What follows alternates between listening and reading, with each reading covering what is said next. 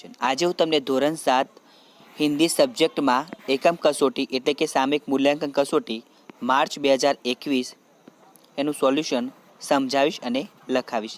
તો આપણે પ્રશ્ન 1થી લખવાની શરૂઆત કરીએ. प्रश्न नंबर 1, निम्नलिखित प्रश्नों के उत्तर लिखिए. नंबर 1, बेटी धरती पर उजियारा कैसे करेंगी?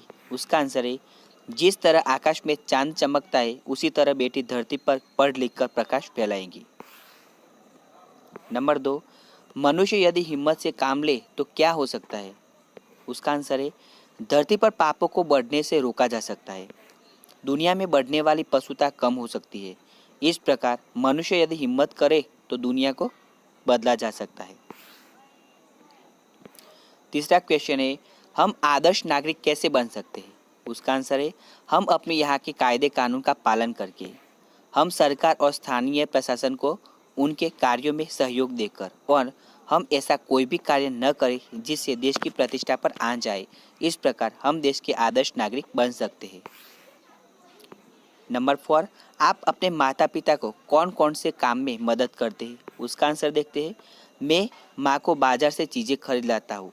इन चीज़ों में साग सब्जी, दवाएं, फल तथा अन्य वस्तुएं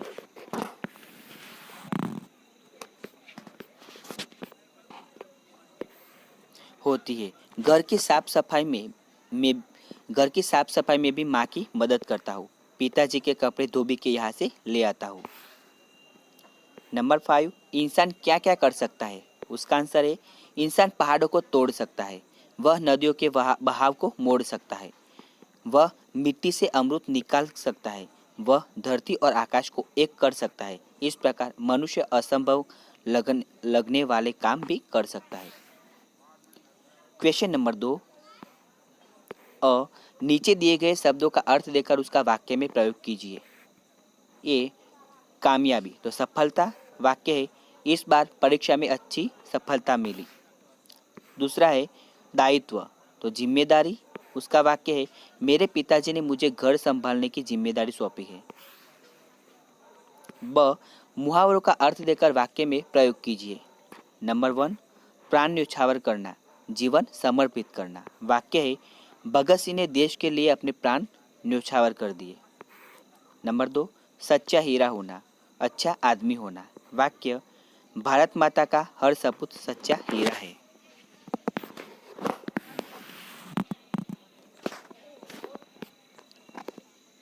नंबर 3, हवा को चूमना, सफलता प्राप्त होना. वाक्य आज मेरा दोस्त हवा को चूमने लगा है.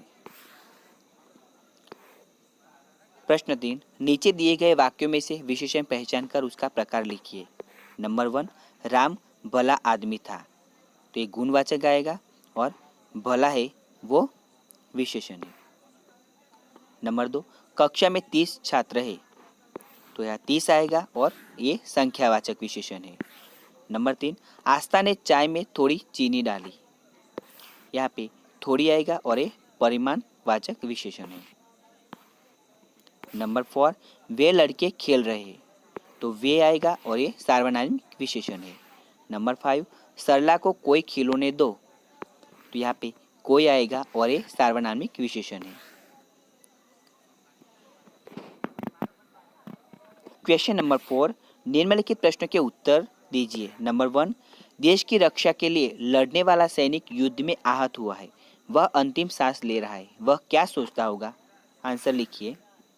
उसका आंसर है देश की रक्षा के लिए युद्ध में घायल होकर अंतिम सांसें लेता हुआ सैनिक अपने आप को धन्य मानता होगा कि उसका जीवन देश के लिए काम आया.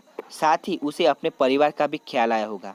वह सोचता होगा कि उसके शहीद हो जाने के बाद पता नहीं उसके बूढ़े माता पिता, पत्नी और बच्चों की क्या दशा होगी, सरकार उनकी मदद करेगी या नहीं.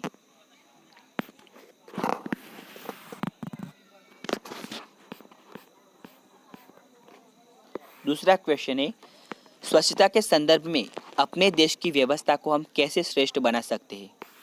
उसका आंसर देखते हैं स्टूडेंट. स्वच्छता के संदर्भ में हमें दूसरे देशों की तरह स्वच्छता को बहुत महत्व देना चाहिए. हमें सड़कों पर इधर उधर थूकना नहीं चाहिए. कागज़ के टुकड़े यहाँ वहाँ न फेंककर कूड़ेदान में ही डालने चाहिए. अपने यहाँ के रेलवे स्टेशनों को साफ सुथरा रखना चाहिए.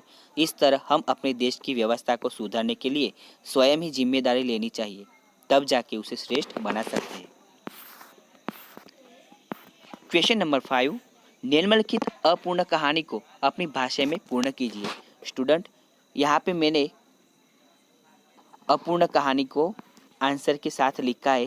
क्वेश्चन आपके पेपर में आप देख लेना।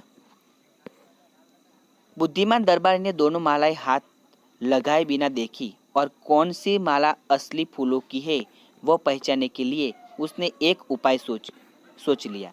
बुद्धिमान दरबारी ने धीरे से राजमहल की एक खिड़की खोली। तभी फूलों की खुशबू से मधुमक्खी अंदर आई और जिसके हाथ में असली और नकली फूलों की माला थी वह गई और असली फूलों की माला पे जाके बैठ गई। बुद्धिमान दरबारी समझ गया कि जिस माला पे मधुमक्खी बैठी है वो असली फूलों की माला है। बुद्धिमान दरबारी की यह बुद्धि देखकर सब हैरान हो गए। इस प्रकार यह दरबारी सच में प्रशंसा के काबिल था। राजा ने उनको पुरस्कार से नवाजा। उनकी वाहवाह होने लगी।